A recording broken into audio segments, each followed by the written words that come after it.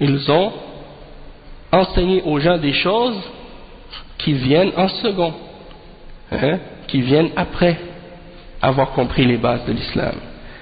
Et c'est ça le malheur des gens qui ont opposé la voie de la clarté et la voie des prophètes alayhimus salatu wassalam. Tu prétends appeler à l'islam, tu contredis la voie des prophètes. Tu prétends appeler à l'islam, tu appelles à autre que la voie de la clarté, tu appelles à d'autres choses. Tu commences pas par la da'wa au tawhid, la da'wa à la aqidah, parce qu'ils disent mais non, on veut pas parler d'aqidah parce que si on parle d'aqidah, on va diviser les gens. Subhanallah. Et si on divise les gens en leur parlant d'aqidah, alors qu'est-ce qui va les réunir? La nourriture? C'est pas à ça que le prophète sallallahu alayhi wa sallam a appelé. Le prophète sallallahu alayhi wa sallam a commencé par qu'est-ce qui divisait les gens à l'époque? C'est le tawhid, la ilaha illallah. On a vu des exemples de ça et on va en donner d'autres par la suite. Donc, de commencer par les bases et par la aqidah.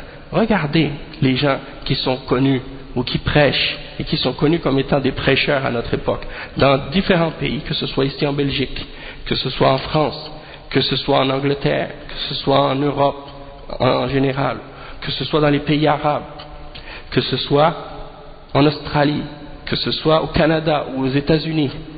Regardez ceux qui prêchent à l'islam et qui ne traitent jamais des bases de la aqidah, qui ne parlent jamais de manhaj et qui ne clarifient jamais aux gens ces questions-là. Regardez qui ils sont, vous allez reconnaître tout de suite ceux qui sont sur la voie claire et ceux qui sont sur autre que la voie claire. Ceux qui suivent autre que la voie du prophète sallallahu alayhi wa sallam. Donc le cheikh il continue. Il dit donc que cette da'wa elle se distingue par sa clarté. Et si vous voyez quelqu'un qui fait autre chose que la clarté, alors il est sur autre que le manhaj, sur la méthodologie des prophètes alayhimus salatu wassalam. Le prophète sallallahu alayhi wa sallam était clair, sa da'wa était claire. Elle était évidente, il n'y avait pas d'ambiguïté dedans. Il était clair dans sa aqidah, il était clair dans ses objectifs.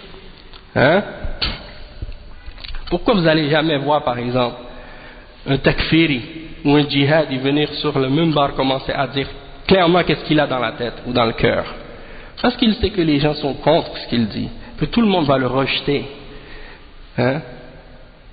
C'est pour ça qu'ils sont obligés de se cacher pour faire leur da'wa. Mais celui qui appelle au Coran et à la Sunna et à la da'wa du prophète Mohammed sallallahu alayhi wa sallam, il n'a rien à craindre. Il dit ouvertement et clairement ce qu'il dit en privé, c'est la même chose que ce qu'il dit devant tout le monde. Il n'a pas un double langage. Il n'a pas un langage qui change, une langue différente avec chaque personne. Et il ne parle pas avec des codes ou avec des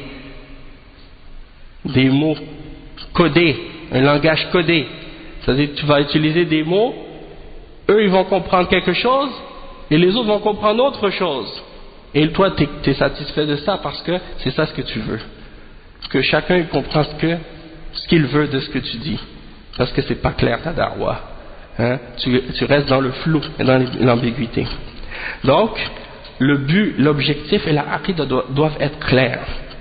Il mentionne un verset, les versets 86 à 88 dans Surat Sad, dans lesquels Allah subhanahu wa ta'ala dit je ne vous demande aucun salaire pour qu'est-ce que je fais, le fait d'appeler à Allah et pour vous appeler à l'islam et vous clarifier la vérité. Je ne vous demande pas de me donner de l'argent ou un salaire, et je ne suis pas parmi les imposteurs. Ce n'est qu'un rappel pour les mondes, et vous allez certes en avoir des nouvelles bientôt. Donc c'est une da'wa qui est claire, et tous les prophètes et tous les messagers ont fait leur da'wa de cette manière, en disant adorez Allah, vous n'avez aucune divinité en dehors de lui, il n'y a rien qui mérite d'être adoré excepté lui. C'est ça la da'wa, c'est ça leur da'wa. Et donc le cheikh il dit وَلِذَلِكَ أَتَوْا أَصْحَابَ الْمَصَالِحِ يريدون أن يساوموا النبي صلى الله عليه وسلم على ما يقال بلغة العصر بعد الأهداف المشتركة، وهي قاعدة التعاون والإعذار. يعذر بعضنا ونتفق على أشياء ونتنازل من أشياء. فماذا عرضوا على النبي صلى الله عليه وسلم؟ عرضوا على النبي صلى الله عليه وسلم الملك، فقالوا لا نقطع أمرا دونك. ثم عرضوا عرضا آخر وهو المال، قالوا نجعلك من أغنانا نجمع لك الأموال. ثم عرضوا عرضا آخر وعرضا أخير نزوجك أجمل النساء.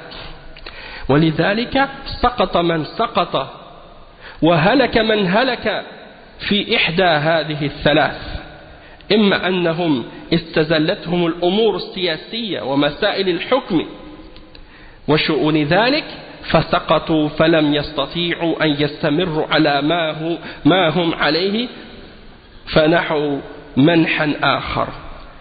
فالوضوح لا يمكن أن يجتمع مع لغة اللف والدوران، فسقطوا في هذا.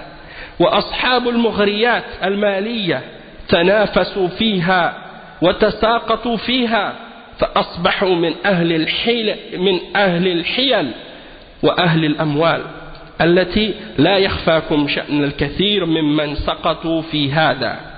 وأما فيما يتعلق في النساء فهي أشد على الرجال الحاذق مهما كان في حذقه، فهو سهل السقوط في هذا المرتع.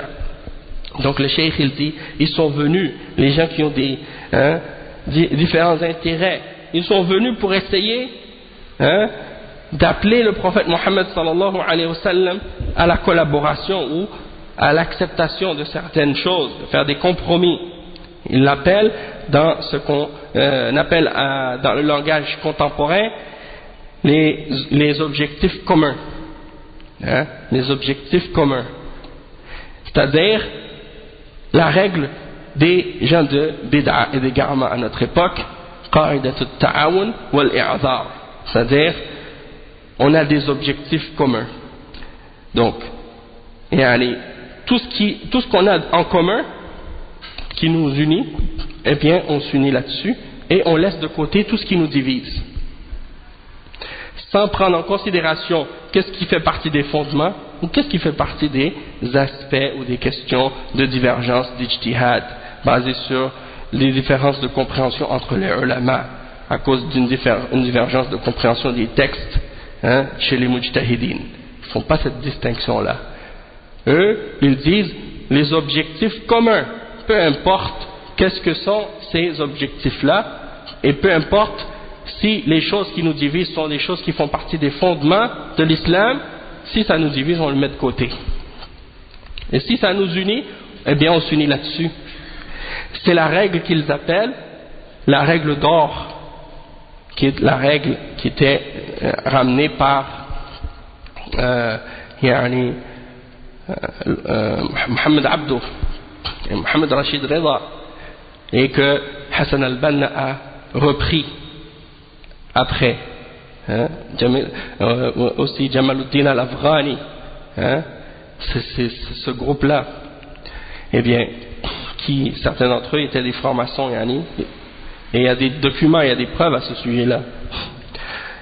Donc, qu'est-ce qu'il a fait? Il a pris cette règle qui dit نتعاون مع بعض فيما اتفقنا عليه ويعذر بعضنا بعضا فيما اختلفنا فيه. On va collaborer, travailler ensemble sur les choses sur lesquelles on est d'accord, et on va s'excuser les uns les autres sur les choses qui nous divisent. Et on s'excuse les uns les autres. Même si c'est des questions de base dans la religion. Le tawhid, ça nous divise, on n'en parle pas. La aqida, ça nous divise, on n'en parle pas. Le manhaj, ça nous divise, on n'en parle pas. Qu'est-ce qui nous unit? Les bons comportements, les belles valeurs. Ça nous unit avec toutes les religions du monde.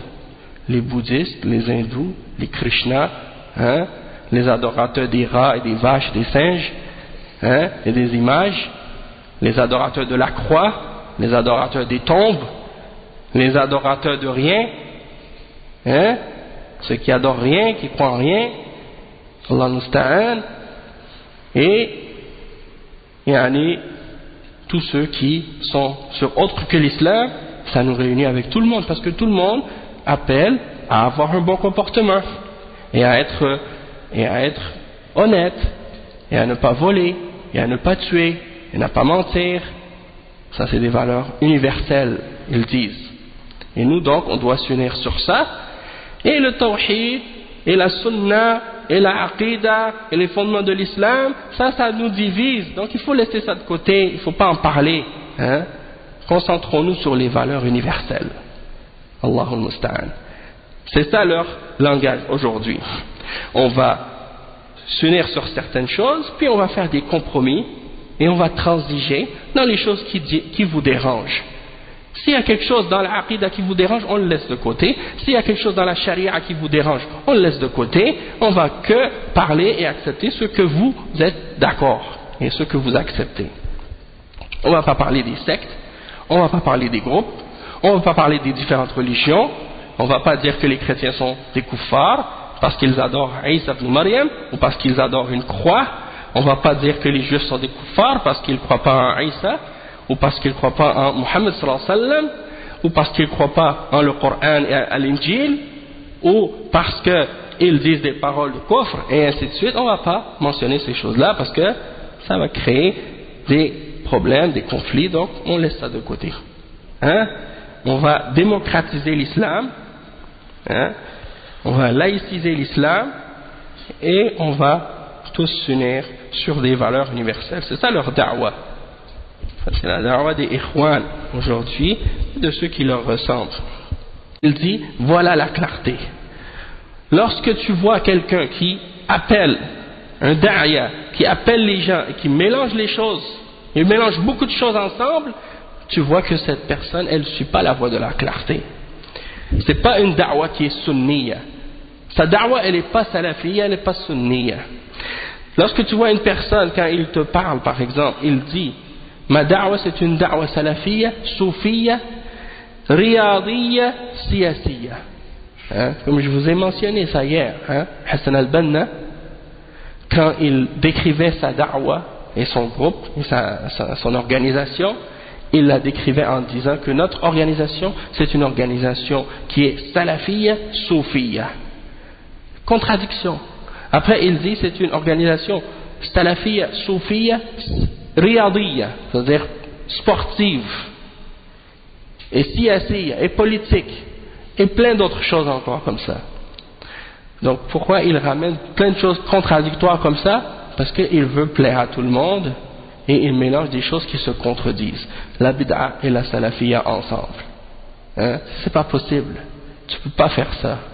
Mais étant donné que c'est un groupe établi sur des bases politiques et non religieuses, eh bien, pour eux, la aqida, étant donné que c'est pas le fondement de leur jama'a, ils acceptent des gens avec des divergences dans leur aqida, de tous les tendances et de tous les mouvements.